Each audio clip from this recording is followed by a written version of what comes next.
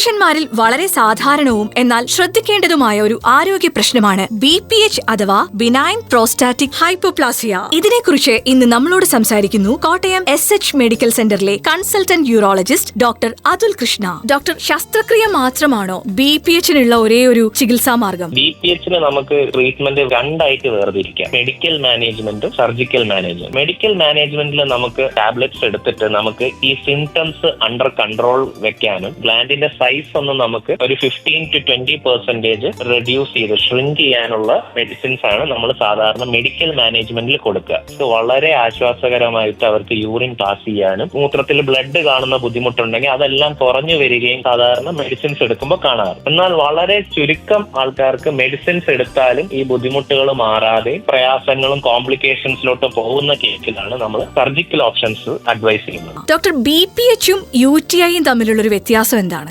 BPH എന്ന് പറഞ്ഞപ്പോ പറഞ്ഞല്ലോ, പ്രോസ്റ്റേറ്റ് ഗ്രന്ഥിക്കുള്ള ഒരു വീക്കം വന്നിട്ട് യൂറിൻ പാസ് ചെയ്യാനുള്ള ബുദ്ധിമുട്ടുകൾ ഉണ്ടാക്കുന്നു. അങ്ങനെ ഉണ്ടാക്കുന്ന ഒരാൾക്ക് അടുത്ത സ്റ്റേജ് ആയ അതിന്റെ കോംപ്ലിക്കേഷൻസിലോട്ട് പോകുമ്പോഴാണ് യൂറിനറി ട്രാക്ട് ഇൻഫെക്ഷൻ ഉണ്ടാകുന്നത്. അതായത് പ്രോപ്പർ ആയിട്ട് യൂറിൻ പാസ് ചെയ്യാതെ യൂറിനറി ബ്ലാഡറിൽ റെസിഡുവൽ യൂറിൻ കളക്റ്റഡ് ആയി കിടക്കുന്നതുകൊണ്ട് അതിൽ ഉണ്ടാവുന്ന ഇൻഫെക്ഷനാണ് യൂറിനറി ട്രാക്ട് ഇൻഫെക്ഷൻ നമ്മൾ വിളിക്കുന്നത്. അതും പ്രോസ്റ്റേറ്റ് വലുതായതിന്റെ ഒരു കോംപ്ലിക്കേഷൻ കാരണമാണ് യൂറിനറി ട്രാക്ട് ഇൻഫെക്ഷൻ ഉണ്ടാവുന്നത്. രണ്ടിന്റെ സിംറ്റംസ് ഒക്കെ ഏകദേശം ഒരേപോലെ തന്നെയായിരിക്കും. നമുക്ക് യൂറിൻ പാസ് ചെയ്യുമ്പോഴുള്ള ബുദ്ധിമുട്ടുകളും പിന്നെ ഇൻഫെക്ഷന്റെ പരമായിട്ട് നമുക്ക് പനിയോ ചികിത്സ വരാനുള്ള സാധ്യതയുണ്ട്. ഡോക്ടർ, BPH-ന് കൃത്യമായ ചികിത്സ എടുക്കാതിരുന്നാൽ എന്ത് സംഭവിക്കും? ലോവർ യൂറിനറി ട്രാക്ട് സിംറ്റംസ് ആയ മൂത്രം ഒഴിക്കാനുള്ള പ്രയാസങ്ങളിൽ തുടങ്ങി അതിന്റെ കോംപ്ലിക്കേഷൻസ് ആയ ഒട്ടും മൂത്രം പുറത്തോട്ട് പോവാതെ നമുക്ക് കാത്തീറ്ററൈസ് ചെയ്യേണ്ട ആവശ്യം വരിക, റിട്ടൻഷൻ എന്ന് പറയും. നമുക്ക് മൂത്രത്തിൽ ബ്ലഡ് കാണുക, ഹെമച്യൂറിയ എന്ന് പറയും. യൂറിനറി ട്രാക്ട് ഇൻഫെക്ഷൻ വരാം. പ്രോസ്റ്റേറ്റ് എൻലാർജ്ഡ് ആയിട്ട് യൂറിൻ ബ്ലാഡറിൽ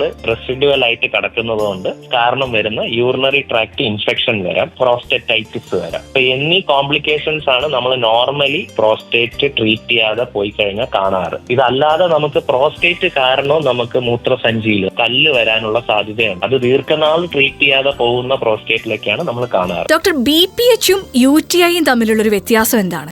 BPH എന്ന് പറഞ്ഞപ്പോ പറഞ്ഞല്ലോ, പ്രോസ്റ്റേറ്റ് ഗ്രന്ഥിക്കുള്ള ഒരു വീക്കം വന്നിട്ട് യൂറിൻ പാസ് ചെയ്യാനുള്ള ബുദ്ധിമുട്ടുകൾ ഉണ്ടാക്കുന്നു. അങ്ങനെ ഉണ്ടാക്കുന്ന ഒരാൾക്ക് അടുത്ത സ്റ്റേജ് ആയ അതിന്റെ കോംപ്ലിക്കേഷൻസിലോട്ട് പോകുമ്പോഴാണ് യൂറിനറി ട്രാക്ട് ഇൻഫെക്ഷൻ ഉണ്ടാകുന്നത്. അതായത് പ്രോപ്പർ ആയിട്ട് യൂറിൻ പാസ് ചെയ്യാതെ യൂറിനറി ബ്ലാഡറിൽ റെസിഡുവൽ യൂറിൻ കളക്റ്റഡ് ആയി കിടക്കുന്നതുകൊണ്ട് അതിൽ ഉണ്ടാവുന്ന ഇൻഫെക്ഷനാണ് യൂറിനറി ട്രാക്ട് ഇൻഫെക്ഷൻ നമ്മൾ വിളിക്കുന്നത്. അതും പ്രോസ്റ്റേറ്റ് വലുതായതിന്റെ ഒരു കോംപ്ലിക്കേഷൻ കാരണമാണ് യൂറിനറി ട്രാക്ട് ഇൻഫെക്ഷൻ ഉണ്ടാകുന്നത്. രണ്ടിന്റെ സിംറ്റംസ് ഒക്കെ ഏകദേശം ഒരേപോലെ തന്നെയായിരിക്കും. നമുക്ക് യൂറിൻ പാസ് ചെയ്യുമ്പോഴുള്ള ബുദ്ധിമുട്ടുകളും പിന്നെ ഇൻഫെക്ഷന്റെ പരമായിട്ട് നമുക്ക് പനിയോ ചികിത്സ വരാനുള്ള സാധ്യതയുണ്ട്. ഡോക്ടർ, BPH എങ്ങനെയാണ് നമ്മുടെ ഒരു ജീവിത നിലവാരത്തെ അഫക്ട് ചെയ്യുന്നത്? മെയിൻ ആയിട്ട് വരുന്ന പ്രശ്നത്തിന് നമ്മൾ വിളിക്കുന്നതാണ് ലോവർ യൂറിനറി ട്രാക്ട് സിംറ്റംസ് എന്ന് പറയുന്നത്. അതായത് മൂത്രം ഒഴിക്കുമ്പോൾ ഉള്ള ബുദ്ധിമുട്ടുകളാണ് അവരെ മെയിൻ ആയിട്ട് അലട്ടുന്നത്. അതിൽ അവരുടെ ക്വാളിറ്റി ഓഫ് ലൈഫ് അഫക്ട് ചെയ്യാൻ കാരണം എന്ന് പറയുന്നത് അവർക്ക് ബേസിക്കലി നൈറ്റ് ടൈമിൽ സാധാരണ ഒരാൾ ഒഴിക്കുന്നതിലേക്ക് അടുത്ത് കൂടുതൽ ഫ്രീക്വൻസി ഉറക്കത്തുനിന്ന് എഴുന്നേറ്റ് ഒഴിക്കേണ്ടി വരും. അത് അവരുടെ സ്ലീപ്പ് ക്വാളിറ്റിയും സ്ലീപ്പ് ലേറ്റൻസിനെ അഫക്ട് ചെയ്യും. ഇത് കൂടാതെ അവർക്ക് മൂത്രം കൺട്രോൾ ചെയ്യാനുള്ള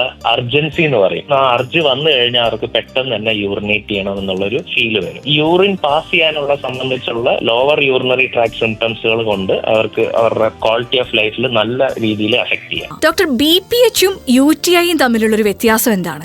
BPH എന്ന് പറഞ്ഞപ്പോ പറഞ്ഞല്ലോ, പ്രോസ്റ്റേറ്റ് ഗ്രന്ഥിക്കുള്ള ഒരു വീക്കം വന്നിട്ട് യൂറിൻ പാസ് ചെയ്യാനുള്ള ബുദ്ധിമുട്ടുകൾ ഉണ്ടാക്കുന്നു. അങ്ങനെ ഉണ്ടാക്കുന്ന ഒരാൾക്ക് അടുത്ത സ്റ്റേജ് ആയ അതിന്റെ കോംപ്ലിക്കേഷൻസിലോട്ട് പോകുമ്പോഴാണ് യൂറിനറി ട്രാക്ട് ഇൻഫെക്ഷൻ ഉണ്ടാകുന്നത്. അതായത് പ്രോപ്പർ ആയിട്ട് യൂറിൻ പാസ് ചെയ്യാതെ യൂറിനറി ബ്ലാഡറിൽ റെസിഡുവൽ യൂറിൻ കളക്റ്റഡ് ആയി കിടക്കുന്നത് കൊണ്ട് അതിൽ ഉണ്ടാവുന്ന ഇൻഫെക്ഷനാണ് യൂറിനറി ട്രാക്ട് ഇൻഫെക്ഷൻ നമ്മൾ വിളിക്കുന്നത്. അതും പ്രോസ്റ്റേറ്റ് വലുതായതിന്റെ ഒരു കോംപ്ലിക്കേഷൻ കാരണമാണ് യൂറിനറി ട്രാക്ട് ഇൻഫെക്ഷൻ ഉണ്ടാകുന്നത്. രണ്ടിന്റെ സിംറ്റംസ് ഒക്കെ ഏകദേശം ഒരേപോലെ തന്നെയായിരിക്കും. നമുക്ക് യൂറിൻ പാസ് ചെയ്യുമ്പോഴുള്ള ബുദ്ധിമുട്ടുകളും പിന്നെ ഇൻഫെക്ഷന്റെ പരമായിട്ട് നമുക്ക് പനിയോ ചികിത്സ വരാനുള്ള സാധ്യതയുണ്ട്. ഡോക്ടർ, BPH-ന് കൃത്യമായ ചികിത്സ എടുക്കാതിരുന്നാൽ എന്ത് സംഭവിക്കും? ലോവർ യൂറിനറി ട്രാക്ട് സിംറ്റംസ് ആയ മൂത്രം ഒഴിക്കാനുള്ള പ്രയാസങ്ങളിൽ തുടങ്ങി അതിന്റെ കോംപ്ലിക്കേഷൻസ് ആയ ഒട്ടും മൂത്രം പുറത്തോട്ട് പോവാതെ നമുക്ക് കാത്തീറ്ററൈസ് ചെയ്യേണ്ട ആവശ്യം വരിക, റിട്ടൻഷൻ എന്ന് പറയും. നമുക്ക് മൂത്രത്തിൽ ബ്ലഡ് കാണുക, ഹെമച്യൂറിയ എന്ന് പറയും. യൂറിനറി ട്രാക്ട് ഇൻഫെക്ഷൻ വരാം. പ്രോസ്റ്റേറ്റ് എൻലാർജ്ഡ് ആയിട്ട് യൂറിൻ ബ്ലാഡറിൽ